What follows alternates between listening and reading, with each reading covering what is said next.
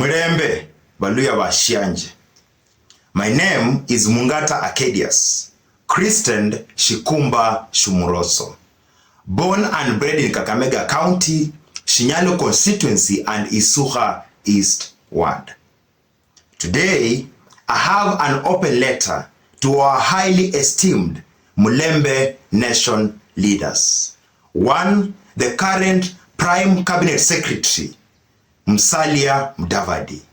Second, the current National Assembly Speaker, One Masika Wetangula. Thirdly, the current Senator of Kakamega, the bullfighter, Boni Khalwale. And lastly, but not the least, the super senator, the current SG of UDA, One Cleophas Malala. As I'm sending you this open letter, the Ihongomrui is standing in salutation. The castrated bulls in Malinya Stadium are waiting for this message to end for them to start a fight. And the Wanga Kingdom is not at ease. So, take some few minutes and listen to my simple message. Number one, it is rumored that there is an infight among yourselves. Whether true or not, you are now at the highest echelon of leadership. The community has specifically entrusted you with the highest possible levels. Very few people can go in this country. Your words, your actions not only affect our region, but the greater extent of this country. What you do reflects what you can do, not only to our community, but to the greater extent of this country and the world and even Africa at large. You are at a position whereby the world is watching you. However, I won't go into what affects the country. I'll specifically address myself to what affects our community, our land, our motherland.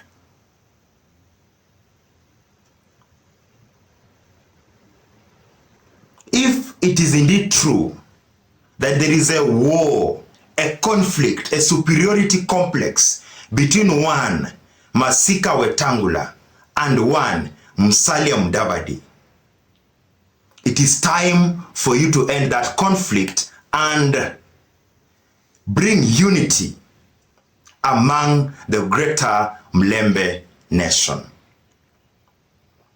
Let us stop the noise about elusive Mulembe unity. It has been used against us in the past. We are now in government. Let it not be used against us again. Under your watch, when you could have taken a better action by uniting the community at large. So, be the ones who are uniting this community by ensuring that there is no conflict among yourselves.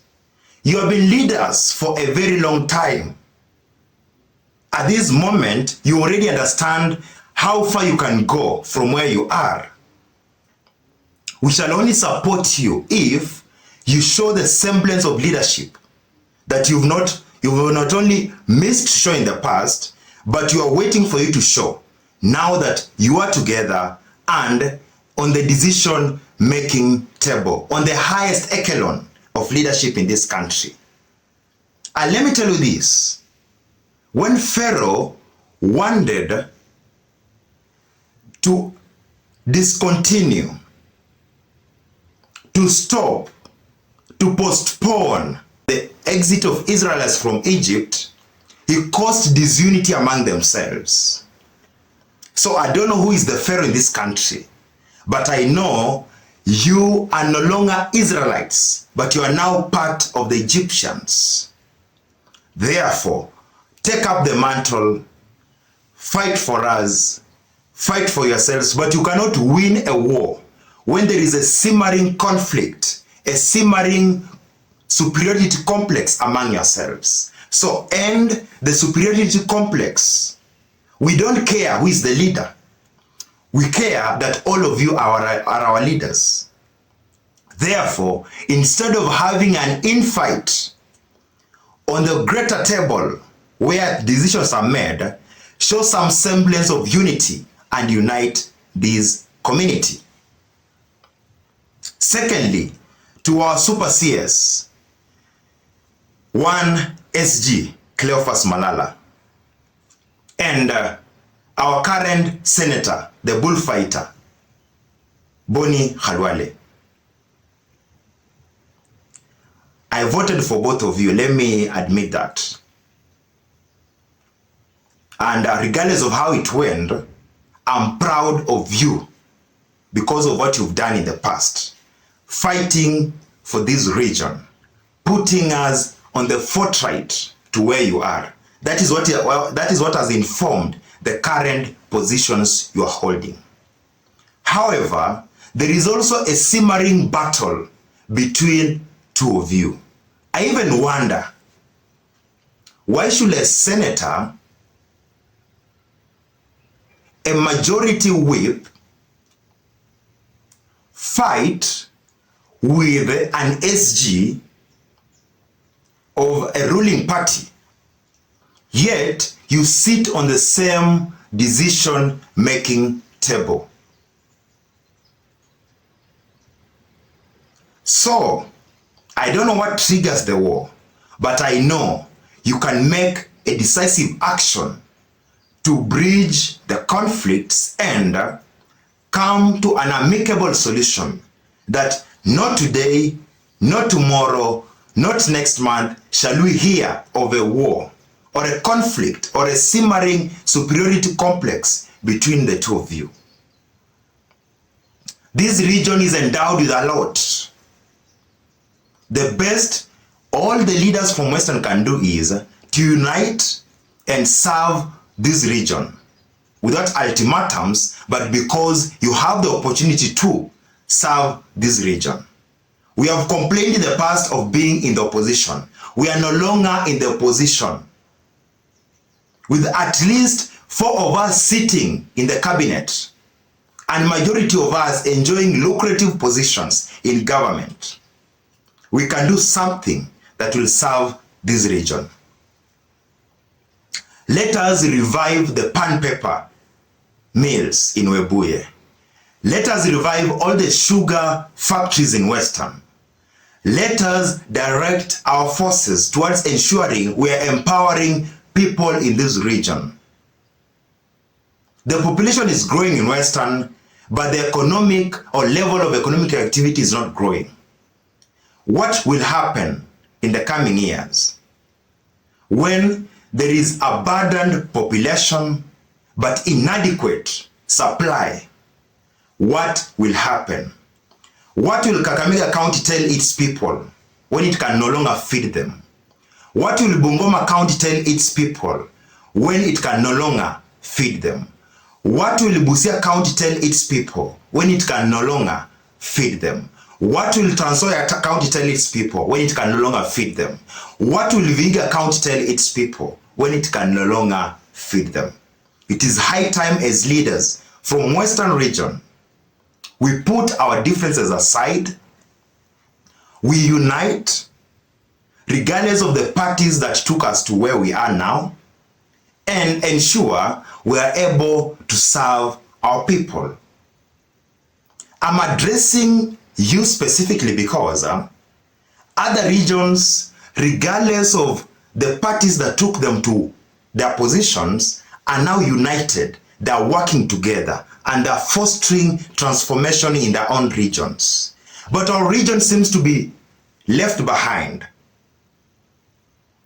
Just a few weeks ago, we had the president in our region, and there was still conflict. We could not agree on simple issues on like how can we revive Mia's Sugar Company.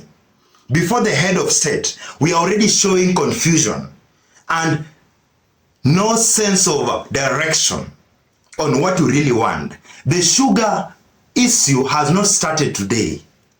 This issue has been there for the last 2 or even 3 decades. But it has never found a lasting solution because we've always complained we are in opposition. Now, we are watching you, our leaders. We are putting you on censor. You are now in government. Be it you are a governor, you are a senator, you are a women rep, you are a member of parliament, you are a member of county assembly, both of you are seen to be in government just by the mere fact that our top-notch leaders are now sitting on the top decision-making table. Our leaders, we plead with you, please unite, put all the issues that concern the Western region on the table and start addressing them. Unless we go to the king or to the throne with a template, we shall be given our own template. Therefore, let us take our own template to the throne. Let us frontier our own template to the throne. Let us frontier our own people to the throne and ensure at the end of the day, each and everything that was promised has been delivered. And let me tell you this. In the game of chess, we have what you call pawns. In 2022, all of you, the leaders from Western region, were not pawns. You are kings, you are queens, you are bishops, and you are possibly rooks.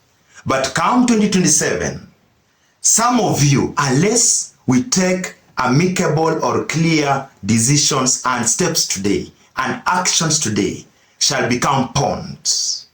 You'll become stepping stones towards a greater agenda. Therefore, if there is anything you can do for this region, do it now and today.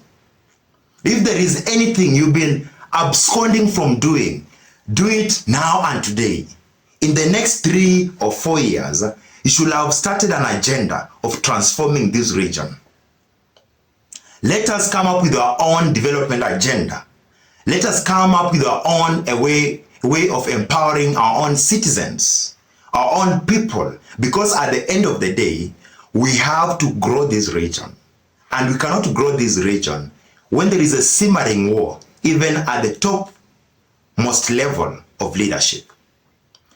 What kind of joke, what kind of shame shall we feel when after even 5 or 10 years on the highest level of leadership, our region has done nothing for itself? Our hospitals are still in shambles.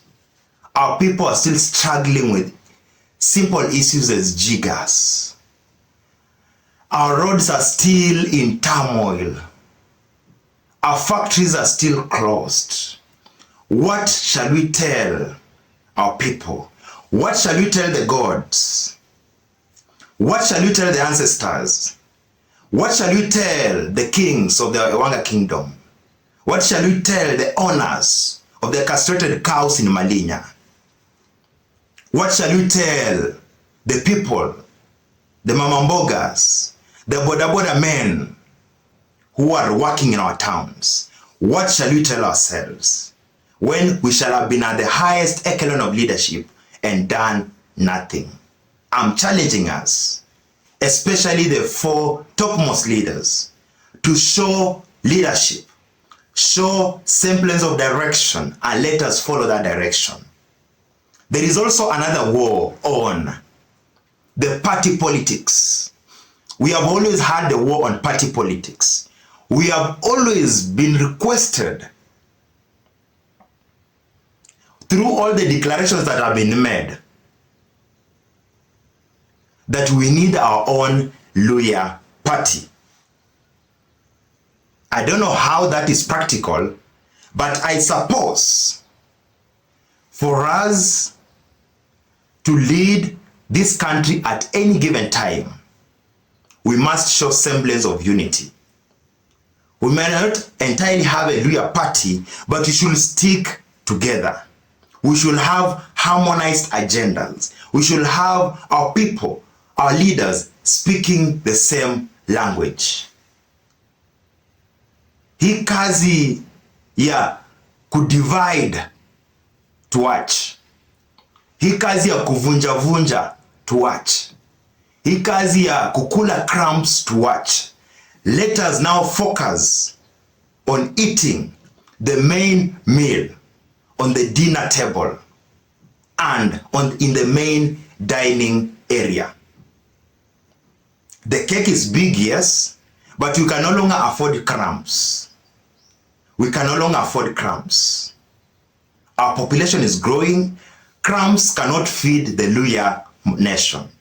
Crumbs cannot feed this nation. Let us be strategic and let us look forward beyond our own selfish interests. Therefore, to that point, I request all of us, leaders, the community at large, each and every person who feels passionate about this community, let us pool our hands, our minds, our resources, our ideas together and journey towards transforming this region. I aspire for greatness and I look forward towards seeing a change not only among our topmost leaders but also among ourselves. Nothing should ever be said about the elusive Luhya unity. Let us have real Luhya unity. The Mulembe unity. Shiru ni Shiru. Let us embrace our own. Let us grow our own as other regions are doing. And we shall see a lot of growth and a lot of leadership from that. Thank you. And to our leaders, I still beg you, request you to show leadership. Thank you. Muriomno, humbulishiza.